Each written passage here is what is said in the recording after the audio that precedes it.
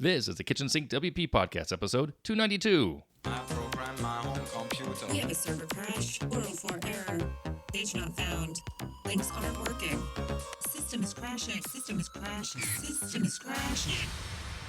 Your old HTML website, barely alive. We have the technology. We have WordPress. A new website, better than it was before. Better, stronger, faster.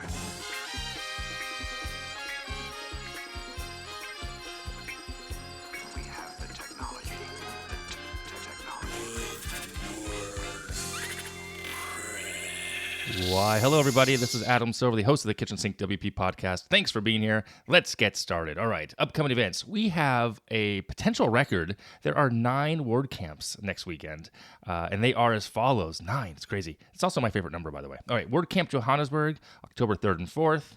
WordCamp Sevilla, Spain, also October 4th through the 6th. What else? WordCamp Jackson, Michigan. Woohoo, go Jackson. October 4th and 5th. That is a Friday, Saturday. WordCamp Long Beach, the first time they're doing one in Long Beach, October 5th and 6th. WordCamp Sao Paulo, October 5th. WordCamp Philly, October 5th and 6th. WordCamp Skopje, October 5th, single day camp. WordCamp Rochester, New York, October 5th. And finally, WordCamp Macquarie, that's right, October 5th and 6th. That is in New South Wales, Australia. I had to look that one up. So yeah, 9 camps. That is awesome. Man, I wish I could go to all of them. That'd be cool. But I will not be to many of those, or any, I don't know. All right, moving on. In the news, segment 1, only one thing here to talk about for a moment. WordPress 5.3 Beta 1 is ready for testing. It's out. It includes 12 Gutenberg releases, and a new 2020 default theme is there. The official release date is targeted for November 12th, which is a Tuesday or Wednesday, I think, of this year. 9th is, my birthday. So anyway, a couple things that are coming through on the 5.3 Beta 1. Improved to site health checks, automatic rotation for images during upload. That's always been an issue. PHP 7.4 compatibility with the removal of some deprecated functionality. So 5.3 Beta 1, check that out. Start testing now. So, because it's only a little over a month away, about 6 weeks away. So, there you go. All right, moving on, segment 2, the meat potatoes of this week's show. What forms should you have on your site? So, last week, I had a client inquire, is a better way to say that, about their website doing a whole revamp, redesign, whole new thing. And a little history here, we rebuilt the back end of the site about 3.5 years ago.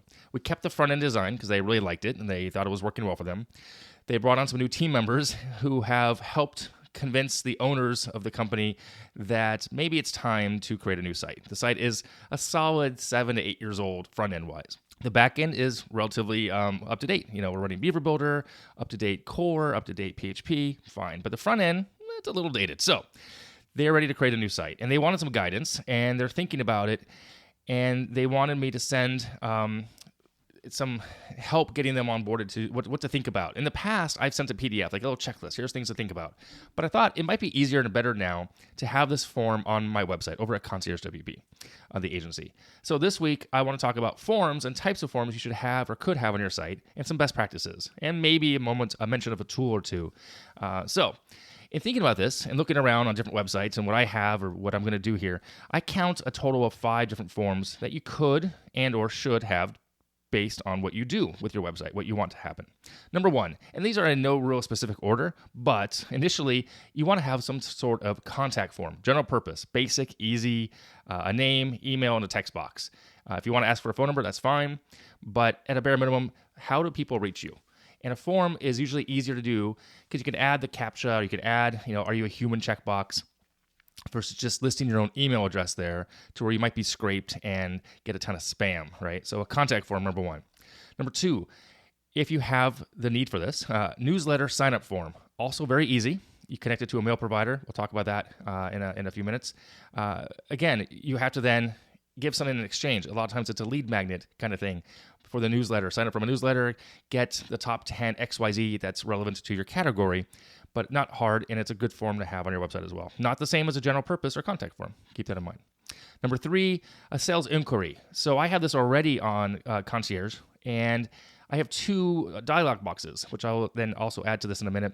There's a basic one, just basic inquiry. So it's the one form for, hey, no, I'm sorry, that's wrong. I have one for maintenance, if people are interested in having us set up maintenance for them. And the other one is a little bit more in depth, but mine is not really that much in depth. It's just a couple fields. So I'm going to come back to that in a second here. The fourth kind of form, event registration. If you're doing some type of event, that's a good place to do it. It's right there, right? That way you control it. You don't have to go through a third party necessarily. It's all yours. And I'm going to say a part A of that would be maybe a feedback form after the event. You can have them go to a page and say, how was it? How was it going? What did you like, didn't like? Get some feedback, because we can only get better if we can track things and learn from our mistakes, possibly. Okay. And the fifth type of form, again, which I think is important depending on your industry, is a donation form. There are plugins out there that will do this, help you do this, and it doesn't matter what you're going to use for this tool, but that kind of form does exist. So GiveWP is a very strong one. I know the team over there as well. It's a fantastic way to get donations for your, let's say, your nonprofit. Okay, some best practices. Keep it simple. Optimize for mobile. That's a big deal these days because so much mobile is happening, obviously, looking at websites. And if people can't fill out your form easily on mobile, they're not going to do it at all. And then minimize what you need per the form itself. But there's nothing wrong with a long form if you really need that. So what I mentioned before about, having the form on my website on Concierge right now, I have the maintenance one and then a couple dialog boxes pop up underneath that. And I have a basic one. And I created a brand new one for this client specifically. I'm actually going to merge that. I'm going to convert that over to the inquiry form. And based on what people pick, my provider, my tool of choice, can then have logic behind it. So you click this and more things pop up. And it might be 20 things on there, but it makes sense for the need at that time, right? So like I said, I created a custom website inquiry form, and now I'm going to actually merge it together so it'll have some logic there. And what I mean by logic is this, as far as the tools go. I didn't mention tools here very much at all. It doesn't matter what tool you use. There are so many form tools.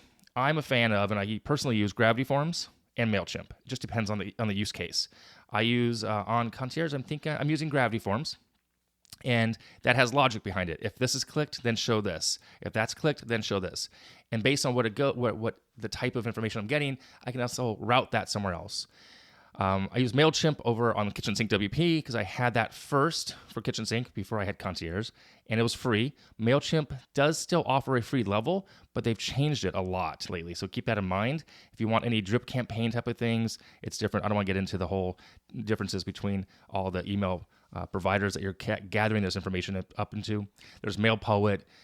There's Caldera Forms. There's so many forms out there. WP Forms. They're all fine. They all do this, but just pick what works for you. Those are the two I use. And I use Gravity Forms. I'm so entrenched with them. I've been with them for a solid, 7 years at least. So, and I get the renewal for like half price.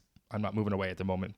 And they have some great add-ons, etc. So, all that said, forms on your website are important. Contact at a bare minimum. Newsletter if you have one.